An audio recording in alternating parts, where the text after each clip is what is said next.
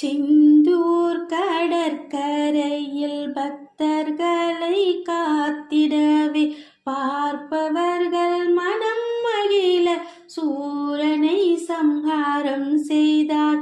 செந்தூர் கடற்கரையில் பக்தர்களை காத்திடவே பார்ப்பவர்கள் மனம் மகிழ சூரனை சம்ஹாரம் செய்தார்.